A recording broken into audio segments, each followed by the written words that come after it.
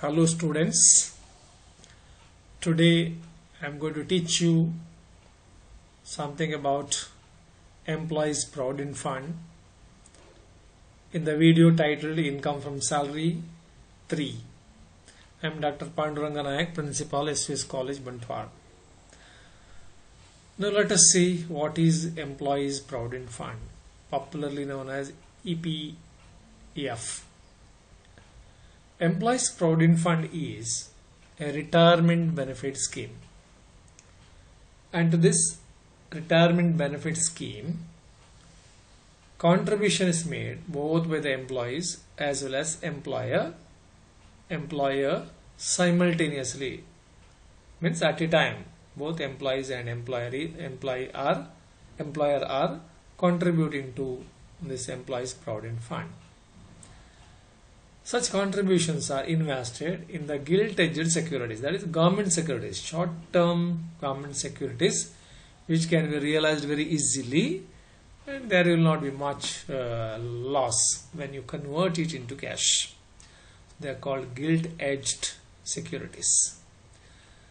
Interest earned also is reinvested and credited to the Provident Fund account. For example, as soon as 1 year is completed, you are not getting the interest.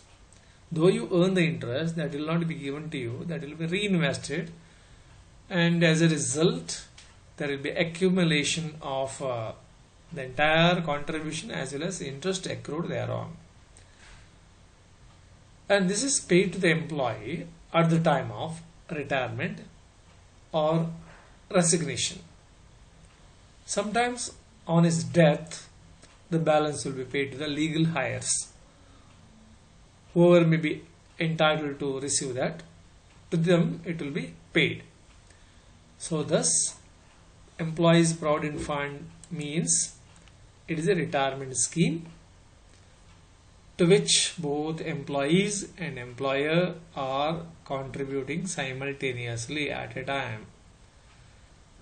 And whatever is credited to the Employees Provident Fund, that is invested in gilt-edged securities, which can be realized very easily. The interest earned also is reinvested and credited to the Provident Fund account. The accumulated balance, that is contribution of the employer, employee, and the interest accrued thereon together, the accumulated balance is paid to the employee at the time of either retirement or resignation. But in case of death of the employee in service, whatever amount is accumulated, that will be paid to the legal heirs. Now let us see the different types of provident funds. And let us see the provisions applicable to that under the Indian Income Tax Act. First one is Statutory Provident Fund. So this is set up under the Provident Fund Act 1925. Government and semi-government organizations, local authorities means, for example, municipality, municipal corporation, local trust, etc. For example, port trust, etc. Then railways, universities and recognized educational institutions maintain statutory provident fund. Okay, now what are the provisions of the Income Tax Act regarding statutory provident fund? Point number A, employees' contribution is included in salary. That means supposing you are given net salary, in order to calculate taxable salary, you have to add back the employee's contribution, and thereby you have to calculate the taxable salary. So it is part of salary for tax purposes. If net amount is given, it should be added back. Employee's contribution is fully exempt from tax. So employer is also contributing to this fund, but his contribution is not at all taxable from the point of view of employee. Interest on provident fund is fully exempt from tax, and employee's contribution is qualified for deduction under section 80C. from the gross total income. What is gross total income? When your total up incomes computed under different heads, like income from salary, income from house property, business or professional income, capital gains, and income from other sources. So when they are added up, you will get gross total income. Then there are certain general deductions, and one among them is ATC. So employees' contribution is qualified for deduction under ATC. We are going to study ATC separately immediately after this topic. Okay. Then, see, accumulated balance, for example, at the time of retirement, or say at the time of resignation, or on the death of the employee. So accumulated balance is paid by the employer, of course, again at the time of retirement or death of the employee, is exempt under section 10 subsection 10. So go through the provisions, because these are very, very important, because while solving the problems on salary income, these provisions are very much applicable. You must know that. So employees' contribution is included in salary. If net amount of salary is given, in order to calculate taxable salary, you have to gross it up. So you have to add back and you have to calculate the gross salary. And then employer's contribution is fully exempt from tax. Interest on Provident Fund is fully exempt from tax. That is not taxable. Employee's contribution is qualified for deduction under ATC. And accumulated balance at the time of death or retirement, that is totally exempt in the hands of the employee. Okay, now we'll move on to the second type of Provident Fund, recognized Provident Fund. Any fund which fulfill the conditions laid down in Part E of the Schedule 4th of Income Tax Act and recognized by the Commissioner of Income Tax, CIT popularly known as, is called recognized Provident Fund. It includes a Provident Fund established under a scheme framed under Employees Provident Fund Act 1952. Private sector organizations usually maintain this fund. Okay, let us see the provisions applicable for the computation of taxable salary. Employees' contribution is included in salary. What it means is, for example, gross salary is 2 lakh, and for example, employees' contribution, net salary is say 1 lakh, 2 lakh. Let us say employees' contribution is say 50,000. Then if you have to calculate the taxable salary, what you have to do is you have to add this 50,000 to 2 lakh. So 2,50,000 is taken for the purpose of computation of taxable salary. It's not the net amount. The employer's contribution is exempt up to 12% of employee's salary. So up to 12% exempt, anything over and above 12% is taxable. Then interest on recognized Provident Fund is exempt from tax up to 9.5%. Any interest credited to recognized Provident Fund over and above 9.5%, that is taxable. And employees' contribution is qualified for deduction under ATC. It is similar to Statutory Provident Fund. Employees' contribution is qualified for deduction under ATC. Then about accumulated balance. In the previous case, it is totally exempt at the time of retirement, death, etc. So here it is also exempt, but there are certain conditions, provided the employee has served continuously for a period of 5 years or more.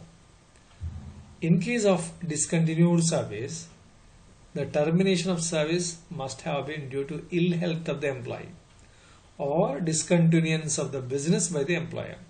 So accumulated balance paid at the time of retirement or death or even resignation, that is exempt under section 10 subsection 12, but employee has served for a minimum period of 5 years or more continuously. If it is less than 5 years, that's taxable at the time of retirement or death.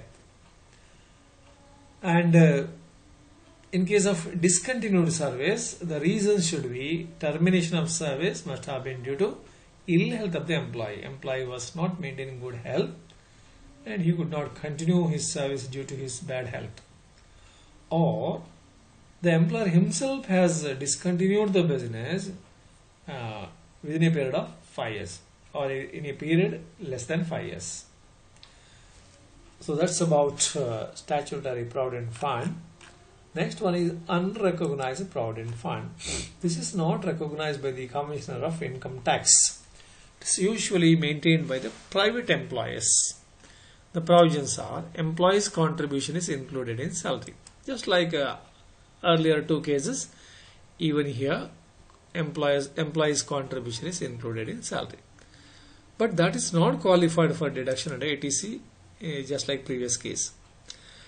Employees' contribution and interest thereon are ignored till what? Till the employee retires or dies or unrecognized provident fund is converted into recognized provident fund. When an unrecognized provident fund is converted into recognized provident fund, or the employee retires, or on the death of the employer's contribution and interest thereon are taxed under the head salaries. So, employer's contribution and interest thereon are ignored till the unrecognized provident fund is converted into recognized provident fund, or on the death of the employee, or on resignation of the employee. But once unrecognized provident fund is converted into recognized provident fund, or he retires or he dies, his contribution and interest thereon are taxed under the head salaries. Then interest on employee's contribution at the time of conversion of unrecognized provident fund into recognized provident fund, or at the time of retirement or resignation, is taxed under the head section 56, that is income from other sources. So that's about unrecognized provident fund. Now we'll move on to the next provident fund, that is public provident fund, popularly known as PPF. So here it is a very useful avenue for investment. So when the employee has got so many alternatives to invest, it is one of the good avenue for the investor to invest. What are the special features of public provident fund? So it started in the year 1968. Any individual, maybe salaried employee or otherwise, can subscribe to this fund. Any amount being subscribe to this fund, any amount being not less than rupees 500 and not more than 1,50,000 in a year. So earlier minimum contribution was 100 rupees per year, but of late it is rupees 500. Minimum amount to be contributed in a year is 500 to maintain it. Otherwise it will lapse. It will be taken as discontinued. And maximum amount you can contribute in a year is rupees 1,50,000. Where you can deposit? I mean, how many times you can deposit? You can deposit at the maximum 12 times in a year. So it cannot be more than 12 installments, or 12 times you can deposit at the maximum. Any assessee being an individual, HUF or association of persons can open an account at any of the branches of SBI, State Bank of India, or at any head office, either on his own behalf or on behalf of minor of whom he is the guardian. A head post office it should be. So SBI or any head post office, either on his own behalf or on behalf of a minor of whom he is the guardian. Nationalized banks also accept PPF deposits at selected cities. Present rate of interest is 7.1% per annum on the mean balance standing between 5th and end of each month. full amount can be withdrawn after 15 years. So minimum contribution 500, maximum 1,50,000 a year. 12 times he can contribute to the PPF.